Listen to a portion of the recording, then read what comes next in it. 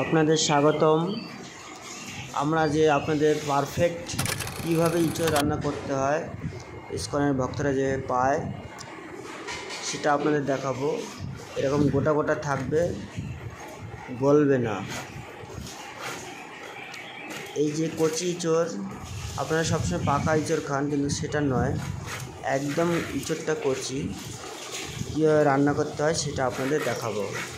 এইভাবে আপনারা আগে ফালি করে নেবেন, তারপরে এটাকে আপনারা জলের মধ্যে ধুয়ে নেবেন আটাটা, তাহলে বটিতে লাগবে না, হাতে লাগবে না।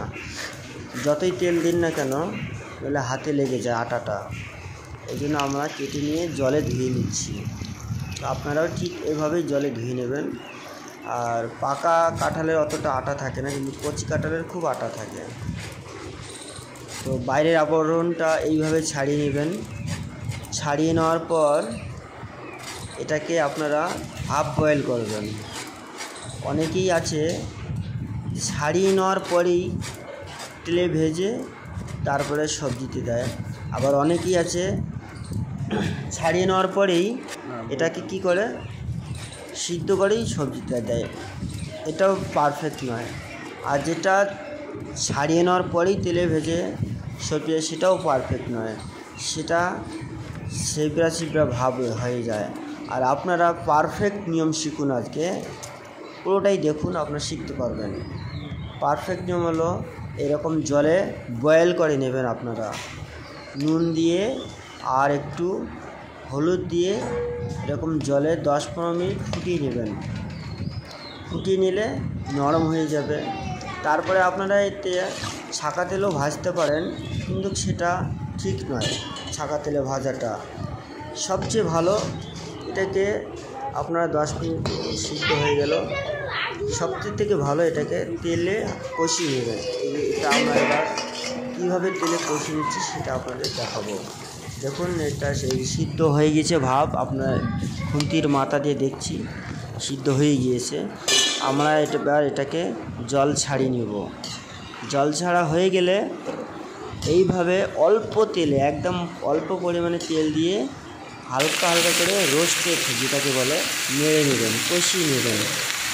তাহলে গোটা গোটা থাকবে আর এটা ছিবড়া হবে না, খুব সুন্দর মোমের মতো নরম হবে, কিন্তু একটাও ভাঙবে না, সব গোটা গোটা থাকবে। আপনারা ঠিক এই নিয়মেই রান্না করবেন, তাহলেই আপনারা দেখবেন কত সুস্বাদু হয়।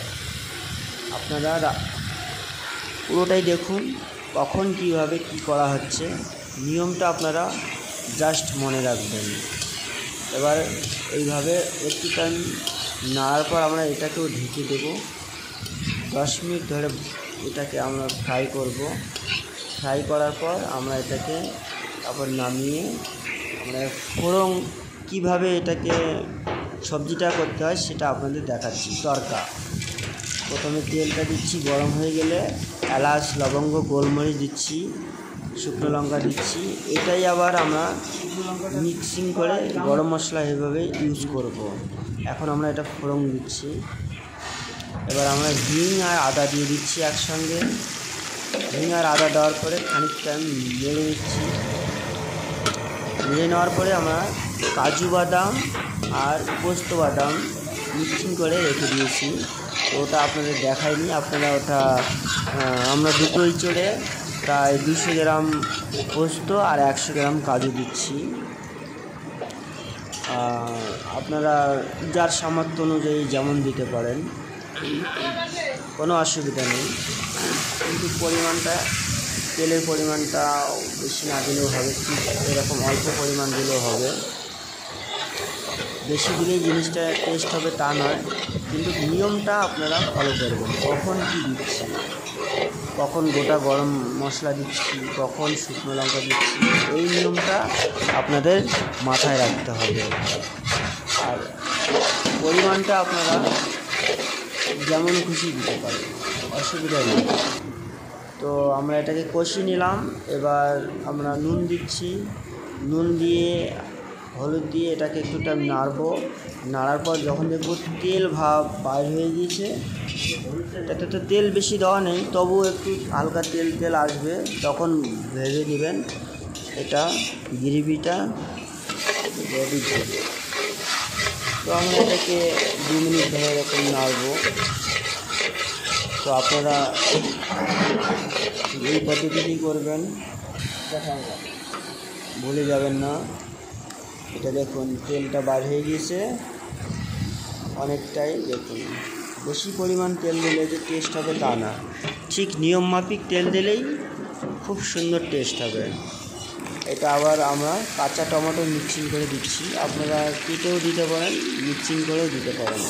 মিক্সিং করলে কি হয় না, যে বীজগুলো থাকে সেগুলো থাকে না, এই জন্য মিক্সিং করলে ভালো। আমরা এটা এবার ভালো টাইম কষিয়ে নেব 10 মিনিট ধরে। এই দেখুন কত সুন্দর হয়ে গিয়েছে। আমরা এই মশলাটা দিলাম, এর নাম হলো সাম্বার মশলা। সাম্বার মশলা মাস্ট লাগবেই।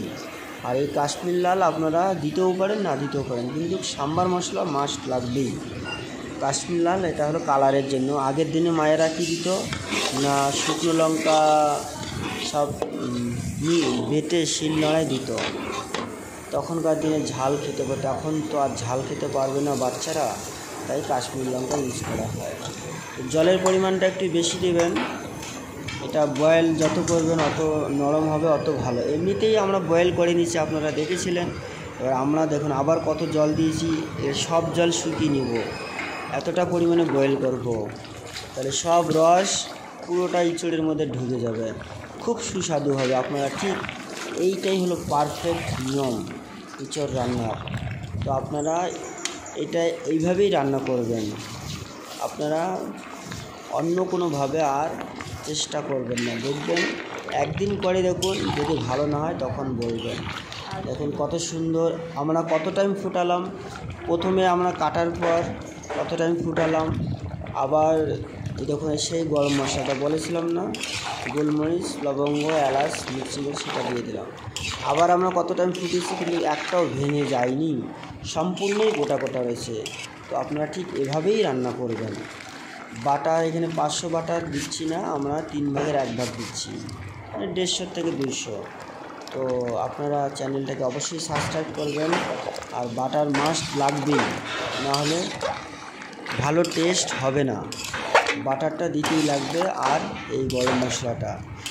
তো আপনারা সাবস্ক্রাইব করবেন, লাইক করবেন, ভুলে যাবেন না। আপনাদের ভালোবাসায় আমরা এগিয়ে যাব। থ্যাংক ইউ আপনাদের। আর ইঁচড়টা দেখুন কত সুন্দর গোটা গোটা হয়ে রয়েছে।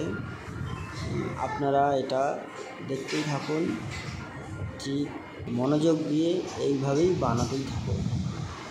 আর যখন আপনারা এটা ভগবানকে অফারিং করবেন, সেটা তো তখন কি আর বলবো, অপরকার কি তো